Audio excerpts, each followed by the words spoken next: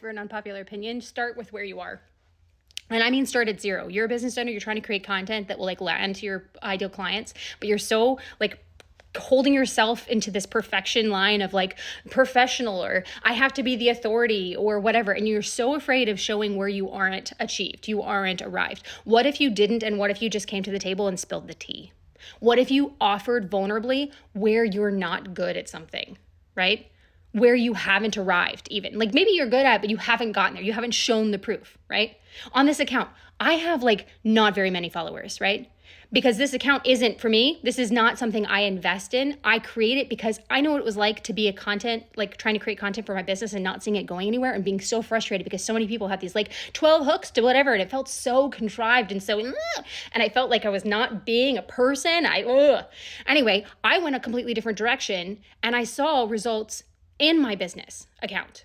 And then I created another one because in the process of that, I started healing myself and I created a different account where I was talking about healing and that one took off. And then I created another one about reparenting myself because I'm having to do that while I'm parenting and it didn't feel like it was completely, anyway, that one took off. And so as a result of 3 separate accounts doing this exact same thing where I just showed up like a person connecting to another person and being vulnerable and being willing to, like offer-ish, and all of them were taking off, I was like, you know what? I'm going to post.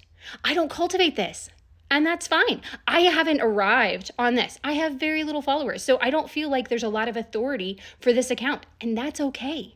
I can offer that. I can be like, I'm beginning out on this. I don't even know if I'm going to continue it because it's not like a super deep passion for me. But I knew what it was like to be that business owner who didn't know how to create the content and felt so awkward and felt like I had to become something I wasn't, or like put on like the suit and the coffee mugs to know what to do with myself and be like, hi, would you like to buy from me?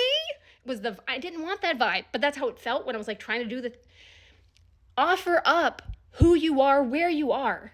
Because with vulnerability, with being honest about that, with being human with that, you offer up trust. You open up the channel for the other person on the other side of the screen because you're really only talking to one person at a time. So if you stop thinking about the collective internet and you just think about the one person that you hope this message gets to, that one, and even if it only reaches one, you might have reached one person and made a difference. It's huge. But anyway, you offer the channel of possible trust with the person, right?